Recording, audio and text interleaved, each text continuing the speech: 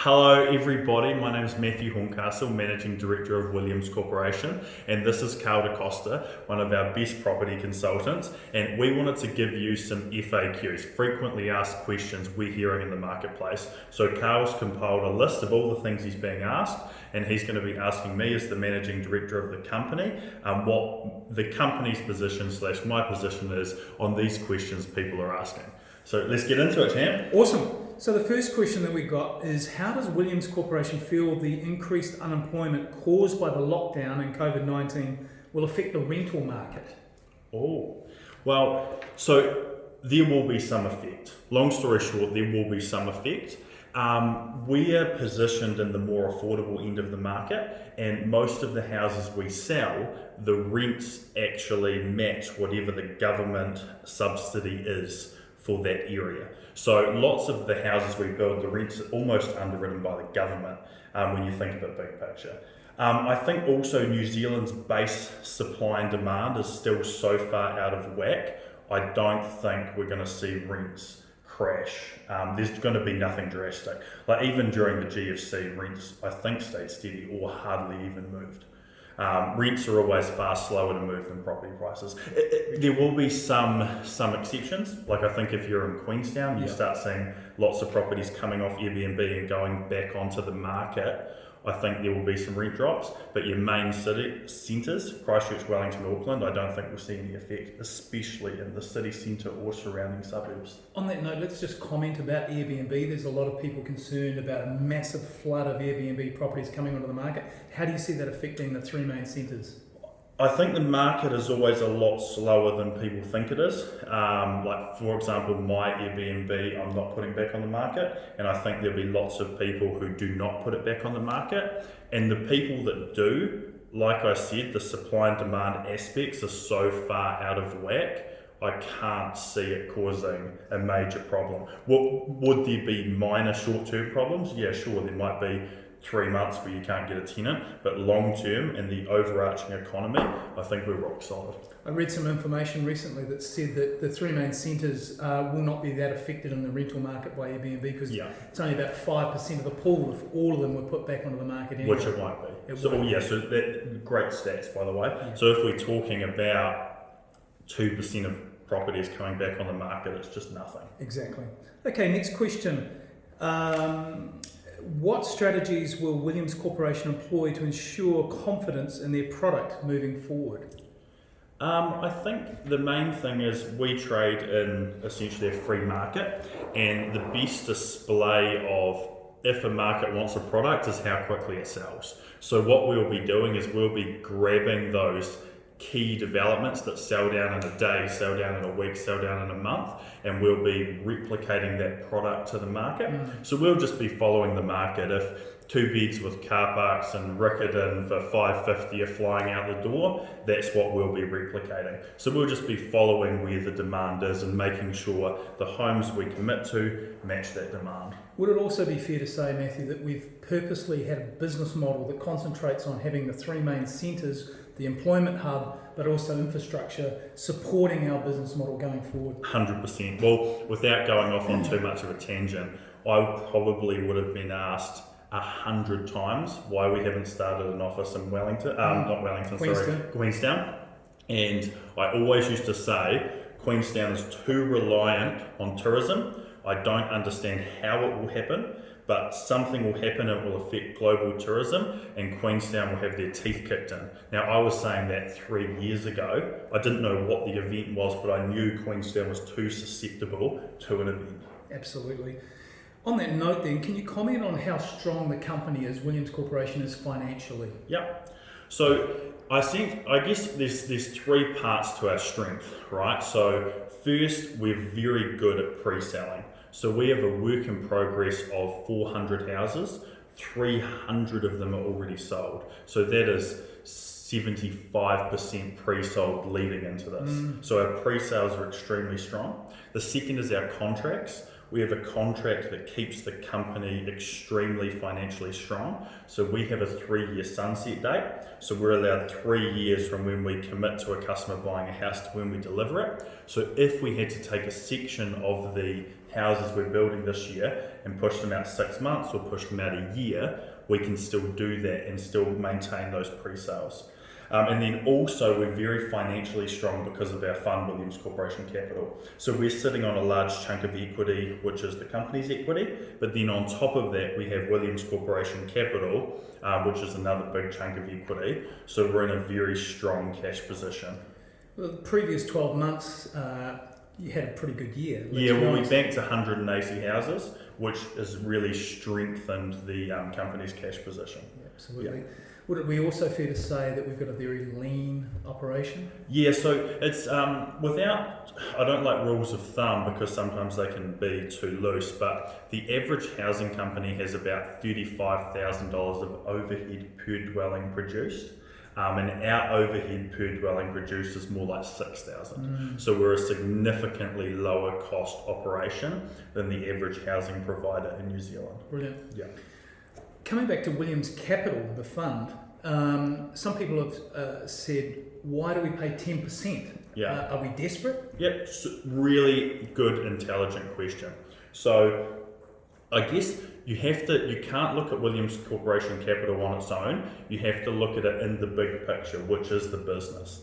So we can go to the bank and we can get money at say 5%, right? So a big percentage of our money at the moment, about 60%, is bank money at that 5%. Right, and then we have our own equity, which, as you know, is free because it's our money. And then we have Williams Corporation Capital. Let's just use rough numbers. If we have 50% from Williams Corporation Capital at 10%, and then we have 50% from the bank at 5%, we're only paying 7.5% interest, which is actually very cheap for a property developer. So yes, on its own, 10% is a big return for the investor and it sounds like a lot, but then when you fit that into the context of the business, we're paying a very affordable interest rate. That sounds very good. What positives do you see coming out of this whole COVID situation? Positive sort of a funny word because I'm actually saying a negative. But what I think is going to happen is in New Zealand, we have a supply and demand issue with property, and that's what causes prices to go up. So we have significantly more people coming into New Zealand than we're building houses. So the rough numbers are we have about 80,000 people come into New Zealand every year. 80,000 people need about 35 to 45,000 houses, and we're only building about 25,000 a year. So that's why prices keep going up. Now, what I think is going to happen is this COVID-19 is going to reduce supply even more because we're going to see the businesses that aren't financially resilient going broke, and then they're not going to be building houses. Or even the financially resilient ones will be building less houses, right? So we're now going to see less supply, and if anything, I think there's probably going to be more demand because we have 1 million Kiwis with passports. It wouldn't surprise me if we had 50,000 a year of them coming home for the next 3 or 4 years. So more demand, less supply, it's going to put more pressure on the market. I can't see any scenario where long-term prices don't aggressively keep rising, which is sort of a negative because it's always sad when you see companies fail. I hate failing, I want everyone to win, but I can't see a scenario where we have the same amount of businesses building houses coming out as we had going in. I think also that we're going to see more efficiencies as well. So I think even at Williams Corporation, I've noticed we've been 1%ing. 1% every day we're making improvements. Maybe we could even talk about the fact that we're going to be working 7 days a week going forward. That's a really good point. So when tough things happen, you do have to look at your whole business and how you can make it better. And Carl pointed out a great part of our culture, which is we always say, how do we get 1% better today? And we've done things like we've introduced a 7-day work week on our construction sites, hundreds of little things we've done to make the business better. So this business walking out of the lockdown versus the business going in, we were sharp going in, but we were razor sharp coming out, which I'm very proud of, and everyone's worked very hard for us to be there. Absolutely. What measures has Williams Corporation put in place to perhaps protect us from another crisis going forward? We were very lucky that we had quite a lot of the measures in place, like the sunset dates really protect us, Williams Corporation Capital really protects us. So we had a base protection, which was fantastic. One of the main things we're implementing is We had a 2-year plan to make an office in Melbourne, and we're now bringing that forwards to be 3 months. Brilliant. So Australia, for the construction industry, they never got shut down. So if we can start doing 100 houses a year in Melbourne, if this ever happens again, we know those 100 houses are still working, they're still being built, and that would really sort of protect the business because it would reduce the hit on our cash flow. Absolutely brilliant. Why should clients still consider buying property now as opposed to waiting for the dust to settle on COVID? I think that the main thing that's going to happen now, you're going to have some negotiation. So people forget really quickly, but going into this lockdown, we would have a development, we'd release it, they would all go under contract on a day, no discount, no negotiation, nothing. And we were tough on people. We were releasing developments of 8 units, having 30 contracts come in a day. So what I think you're going to see now is you're going to see people really engaging with you, caring about you. Like we always care, but we're going to give you a bit more time on your due diligence. We might pay for your lawyer's fees. We might furnish the house for you. There's going to be a greater degree of negotiation that you're going to get now, so you can make sure you have the time to get all your ducks lined up, and then maybe a couple of perks around the side. So even though I don't think prices will fall, I think that now is the time when you're really going to get the best service and the best perks of the transaction. Absolutely. Because we've still sold 3 houses every week through this lockdown, so we don't see any reason prices will drop. But those customers, we really made sure we looked after them, because we went from selling 10 a week to 3 a week. So those customers have got a lot better service, a lot more time, a lot more love. And that's what people should expect in this environment. And also, don't forget that our business model is affordable to buy, affordable to live in, and affordable to maintain. So we've always got a product that actually is at the cutting edge of affordability anyway. Well, think of it this way, right? Let's say you have a young family, and they've got a young kid, and they were just about to go and live in a 4-bedroom, 3-car garage, $700,000 house in the burbs. And this happens, exactly. Right? Maybe the wife loses her job, the husband gets put down to 50% salary. They're going to be going, shit. Instead of committing to that $700,000 house out in the burbs, I'm going to buy a $400,000 townhouse 5 minutes from the CBD, exactly. And that's what we're going to do for the next 2 years until the economy recovers. Absolutely. So I actually think we're going to see more demand, not less demand. I agree. Does a new build off the plan make more sense now than it did before, or is there any advantages of a new build off the plan as opposed to buying an existing house? So there's 2 things at play. One, I think we build an exceptional house. You walk through one of our finished houses and it's stunning. So the quality of the dwelling you're living in when you buy a new build from Williams Corporation is just incredible. But then second, you have that 6 months to 1 year construction phase, and you're giving the market time to recover and for you to get some capital growth, right? So nothing makes me more happy than if you have a customer that signed a contract, 1 year later when we give them the keys, the market's moved 10%, which is what we've essentially seen in the last year, and the customer's really seen some capital growth. They bought a house for $400,000, they get their valuation at $430,000. We love that, right?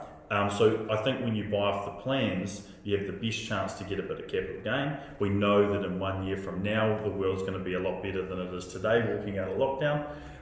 We don't know that, but it would be a safe assumption. And New Zealand's capital growth rate over the last 60, 100 years has been absolutely unbelievable. Most of the factors that made that happen are still in place, and I can't see any reason why it won't continue to happen. So I think the quality of the dwelling and increased chance of getting capital gain before you pay for it are 2 great reasons to buy off the plan. But also, we're going to give great service. Yep. I've bought lots of houses just in the existing housing market. We essentially buy 4 every month, and the service we get is absolutely terrible. Yeah. I think probably just finishing off with the comment about, having clients for life, and, what's your long-term vision for Williams Corporation?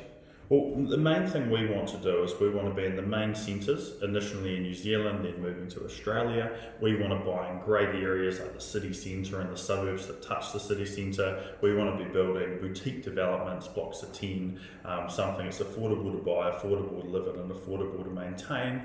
And we want those customers that buy one house from us today to buy 10 houses from us in their career, and then have their brother come and buy houses from us. So we want to make sure that we over deliver to you, so we earn your business the next time and the next time.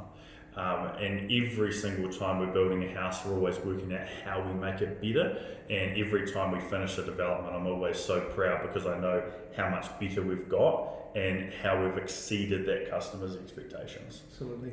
Couldn't have said it more better. So I think it's a good All wrap. right. Have a good day, guys. See ya. Thank you.